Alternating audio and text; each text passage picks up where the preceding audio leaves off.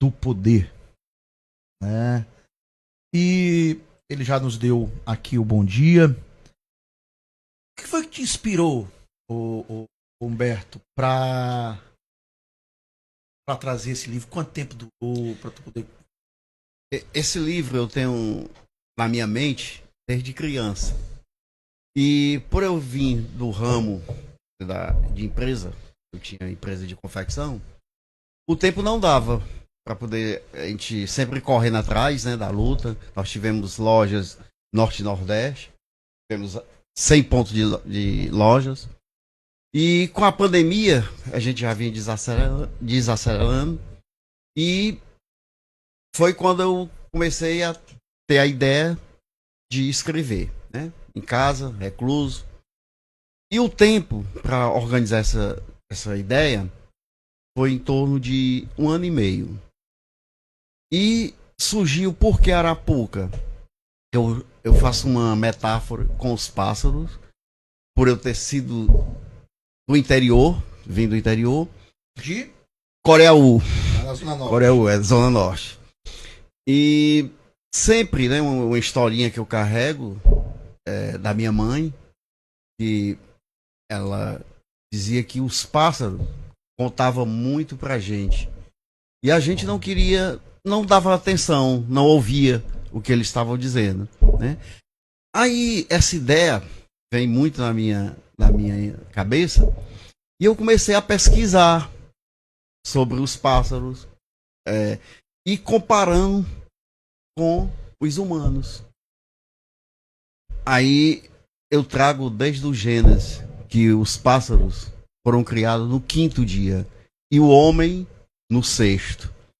Mesmo assim, os homens querem roubar o que é dos pássaros, a liberdade. Aí foi quando eu comecei a colocar essa ideia no papel e eu coloco os pássaros bons, que são todos, menos os corvos, urubus, abutres e gralhas, né? Por que gralhas? Eu coloco a gralha comparando com a mídia que desinforma, não, né, a mídia que informa, né? Porque a mídia que informa tá jogada para o leitor, para o povo, né? Então ele tem que entender, ele tem que ouvir essa mensagem e saber distinguir o que é certo e o que é errado. Ninguém pode dizer para ninguém o que é fake news, o que está certo e o que está errado. O comunicador, ele tem que dizer a sua história, contar os fatos, tá? E o ouvinte entender. Parabenizo vocês, eu conheço já o trabalho de vocês. Um dos Muito slogans bom. do nosso programa, a gente costuma dizer aqui, não seria nem um slogan, mas o que a gente costuma dizer aqui rotineiramente é que a gente opina, mas respeita a opinião alheia. Não tô aqui, a gente não tá aqui para manipular ninguém, a gente tá aqui para opinar, para conversar. Isso. A gente até no rádio eu usava muito isso, é o programa mais opinativo e informativo do rádio cearense. Era o slogan que a gente tinha quando era só rádio, né? De vez em quando aqui na TV também a gente diz isso. Opinativo e informativo. Por quê? A opinião a gente dá, respeita quem... O contraditório. É verdade. E é importante você fazer as pessoas pensarem. Humberto, mais uma vez, bom dia, obrigado por essa oportunidade de estar aqui falando de leitura, que nós já estávamos aqui falando dos bastidores. Nós somos um país que tem pouco hábito da leitura, Sim. mas isso é um avanço que nós estamos tendo nos últimos tempos, então, principalmente essa geração Z, que está muito focada em tela e tem um pouco dessa letargia de não gostar de ler, né? É um processo da modernidade da mídia e também do digital. Mas eu queria fazer uma pergunta. Por que você fala de um manual de voo para tempo de gaiolas invisíveis? A impressão que dá é que você, com essa sua inspiração, e que a pandemia inspirou muita gente, Sim. o que você quer focar no Arapuca do Poder? Qual é a mensagem, de fato, para a gente se alertar? Porque a Arapuca é uma armadilha. Sim. Né? Sim. A gente já sabe na linguagem que é uma armadilha. Que armadilha é essa? Como é que você teve essa inspiração de falar sobre isso para que as pessoas despertem? Nós vivemos numa armadilha, né? É o que eu falo em relação aos pássaros, essa comparação que eu estava explicando dos pássaro ruim, que é quem é que quer criar um urubu numa gaiola? Quem é que quer acorrentar um abutre? Ninguém. Então, eu me inspiro na águia, que é o pássaro que sempre voa mais alto, enxerga mais longe. Essa é a comparação que eu faço, porque nós vivemos numa armadilha, tá? Uma armadilha armada há muito tempo, e nós vivemos presos nessa armadilha. O livro informa isso aí, né? A leitura, ela leva o leitor, né, a pensar, né, nessas armadilhas invisíveis. Nós estamos numa armadilha. Refletir. Tá? Refletir. Outra coisa que você falou também, que eu achei interessante, em relação ao brasileiro que não lê, né? É um desafio que eu realmente, 73% do brasileiro nunca tiveram contato com o livro. Chegar a abrir um livro para poder, eu vou começar a ler. 73%. Né? Do restante dos 27%, né, 6% que chegam a ler 3 livros ano. Né? Então, é um desafio Muito grande. Muito grande. O inglês lê de 12 a 15 livros por ano, né? O londrino, principalmente. Sim. Quer dizer, é uma disparidade muito grande em relação a isso. Humberto, fazer aqui uma pergunta. Pois não. Como é que você define o gênero do teu livro? Ele seria uma não ficção, uma reflexão política social, ou uma mistura dos dois? Como é que tu define isso? Para eu escrever Arapuca, eu me baseei em 6 livros. Eu li 6 livros. Um deles, né, que é bem conhecido, é Revolução dos Bichos, de George Orwell, né? E George Orwell é uma fazenda com vários bichos. Eu peguei somente os pássaros, né? Tipo, porque eu faço essas comparações dos acidentes aéreos e o homem querer voar, tá entendendo? A criação do avião, né? A invenção do avião, que o americano briga com os brasileiros, diz que são os irmãos Wright, né? Enquanto realmente foi o Santos Dumont, né? Porque os irmãos Wright foi catapultado, né? E o Santos Dumont não, ele realmente decolou. Conseguiu decolar mesmo. 14 bis, deu uma volta em torno à Torre Eiffel, né? Então, e essas comparações, né? Eu falo desde da mudança da sede do poder do Rio, né, para Brasília. Então vem desde o início, a história vem desde o início, faz um paralelo lá com a fuga dos hebreus do Egito, né? Aí, cara, o que é que tem a ver? Contando a história, que ela é sempre cíclica.